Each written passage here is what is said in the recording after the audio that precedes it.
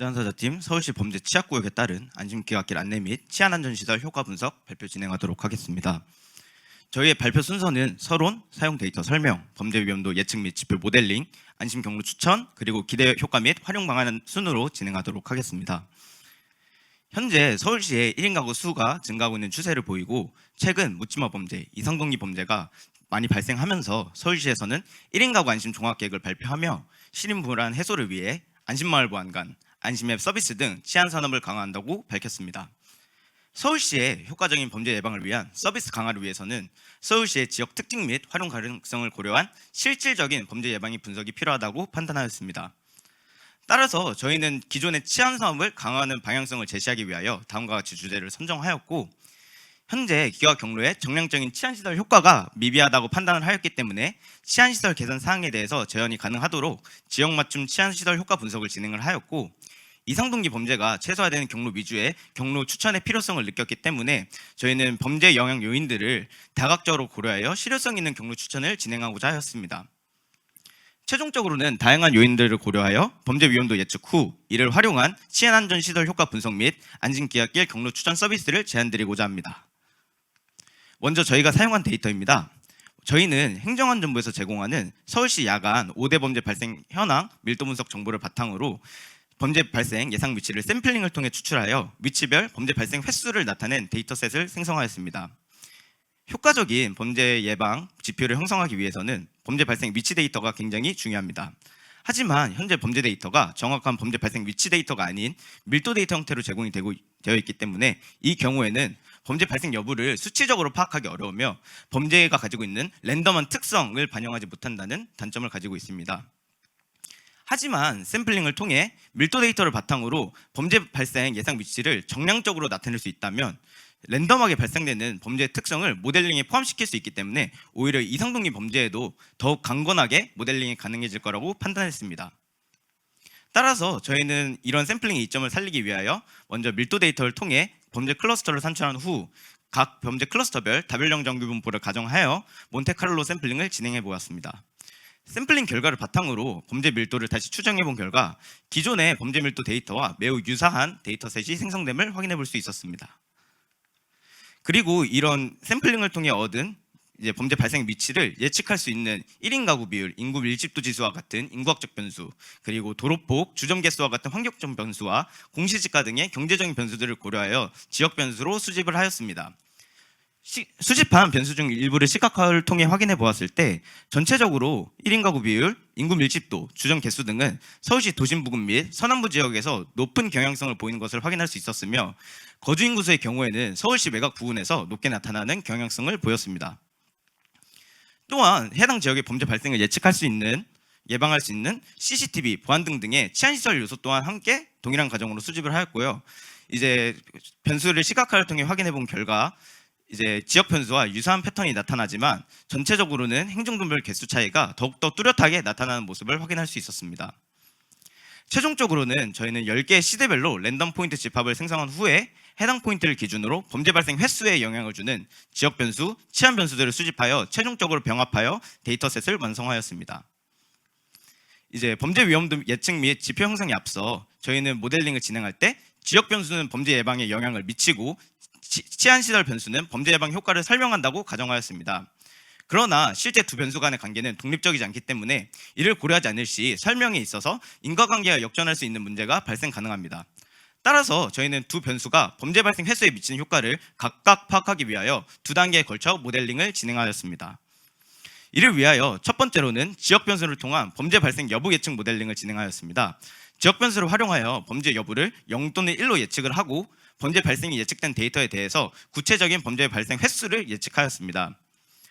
또한 앞선 예측에서 나타난 오차는 지역 변수가 예측하지 못한 범죄 횟수에 대한 영향을 나타내기 때문에 앞서 예측하지 못한 잠재적 범죄 발생 가능성을 확인하기 위하여 치안시설 변수를 활용한 범죄 예방 효과를 확인해 보았습니다. 좀 더 자세히 설명을 드리자면 스텝 1에서는 지역 변수를 기준으로 범죄 발생 여부 분류 모델과 범죄 발생 횟수 예측 모델 학습을 진행하였습니다. 발생 여부 분류 모델을 학습해 보았을 때 어큐레시 기준 91%의 정확도를 보였으며 이제 변수의 영향력을 설명하는 샵 밸류를 확인해 보았을 때 인구 밀집도 지수, 주정 개수 등의 지역 활성에 영향을 미치는 변수들이 높은 영향력을 끼친다는 것을 확인하였으며 1인 가구가 높은 지역에서 대체로 범죄 발생 가능성이 높다는 것도 확인할 수 있었습니다. 다음으로 범죄가 발생할 것으로 예측한 데이터에 대해서 구체적인 범죄 발생 횟수 예측 또한 진행해 보았을 때 MSE 기준 27.4라는 결과를 도출했고, 마찬가지로 샵 밸류를 확인해 보았을 때 이때도 지역 활성에 영향을 미치는 변수들이 높은 영향력을 보이는 것을 확인할 수 있었으며, 이때는 여성 비율이 높은 지역에서 범죄 발생 건수가 오히려 증가하는 추세를 확인할 수 있었습니다. 최종적으로 저희가 진행한 서울시 도보노드 기준 지역 변수에 따른 범죄 발생 횟수를 예측하여 모델에 대한 정능적인 성능 평가를 진행해 보았을 때 어큐레시 기준 0.827, RMSE 7.44, MA 기준 2.7로 저희의 예측 모델이 높은 성능을 보인다는 것을 확인해 볼 수 있었습니다. 그 다음으로는 이제 앞서 진행한 치안시설 변수로 스텝 1에서 예측한 범죄 발생 횟수의 예측 오차의 절대값을 GAM을 통해서 추정해 보았습니다. 이때 치안시설 설치 개수에 미치는 지역 변수의 영향을 최소화하기 위하여 지역적 요인에 따른 치안시설의 설치 개수를 선형회계로 예측하여 해당 추세를 치안시설 변수에서 제거하였습니다. 이를 통해서 저희가 추정한 함수적인 형태를 확인해 보았을 때 CCTV를 제외한 치안시설의 개수가 늘어날수록 예측 오차를 감소시킨다는 것을 확인할 수가 있었으며, 또한 예상 범죄 건수가 늘어남에 따라 무차별 범죄에 노출될 위험도도 증가하는 것을 확인할 수 있었습니다. 저희가 세운 모델이 대다수의 예측 오차를 과소평가하지 않기 때문에 이를 바탕으로 저희는 이상동기 범죄 위험 지표를 형성해 보았습니다.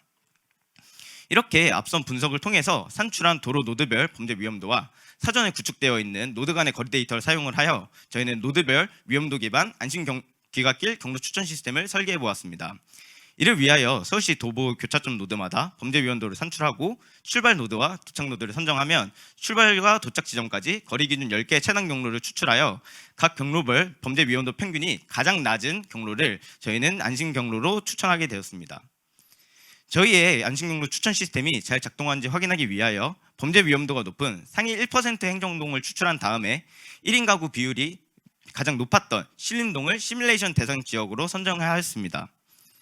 따라서 여기서도 출발 지점과 도착 지점을 선정한 후 10개의 차단 경로 후보를 선정하여 이때 범죄 위험도 평균이 최소가 되는 경로를 안심 경로로 지정한 후 결과를 확인해 보았습니다. 시뮬레이션 결과를 확인해 보았을 때 안심 경로가 이제 예상 범죄 발생 횟수와 이상동기 범죄 발생 지표 모두 최소화되는 방향으로 선정된다는 것을 다시 한번 확인해 볼 수 있었습니다. 저희 분석의 기대 효과 및 활용 방안입니다. 저희의 범죄 위험도 분석을 통해 정량적이고 타당한 근거를 제시하면서 현재 서울시에서 추진 중인 정책에 대한 중요성을 재확인할 수 있었습니다. 앞선 분석을 통해 1인 가구가 높은 지역에서 범죄 발생 가능성이 높게 나타나는 것을 확인하였는데요. 이를 통해서 저희는 1인 가구 맞춤 정책에 대한 필요성을 확인해 볼 수 있었습니다. 또한 1인 가구 범죄 예방 정책으로 안심마을 보안관, 스마트 보안 등의 정책이 제시되고 있는데, 이 또한 실제로 이상동기 범죄를 예방하는 효과를 지니고 있다는 것 또한 확인할 수 있었습니다.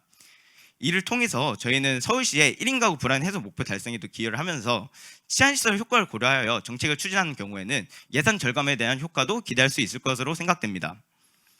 또한 저희의 분석은 다각적인 환경적인 요소를 고려하여 정확하고 해석력 높은 범죄 취약 예측 지표를 생성했기 때문에 다양한 치안 사업에서 신뢰하여 적용 가능합니다. 먼저 기존 안심앱 서비스와 결합하여 저희가 제안한 실시간 안심 경로 추천 서비스를 안심앱의 주요 서비스로 제공 가능하며, 치안 시설 개선에 있어서도 이제 스마트 보안 등 로고젝터 등의 치안 시설 설치 입지에 대해서 입지 선정에 대한 근거로서도 활용 가능합니다. 또한 낮은 치안 시설 효과를 보이는 시설에 대해서는 생활안심 디자인을 우선 적용하여 치안 시설 효과를 극대화할 수 있습니다.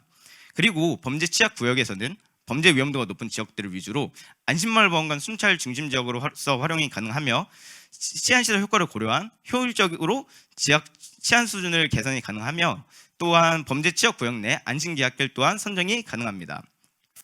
그리고 저희 분석에 샘플링 기반 예측 모델의 강건함과 그리고 계층적 범죄 모델 예측 모델링으로 통한 모델 해석의 용이성, 그리고 효율적인 알고리즘을 통해서 실제 안심 앱과 범죄 예방 정책에 빠르고 정확하게 적용 가능한 범죄 예방 서비스를 구축 가능하고 이에 대한 실현 가능성을 높일 수 있습니다. 저희 발표를 들어주셔서 감사하고, 누구에게나 언제 어디서나 안전한 서울시를 만드는 데 저희 분석이 도움이 되었으면 좋겠습니다. 발표 들어주셔서 감사합니다.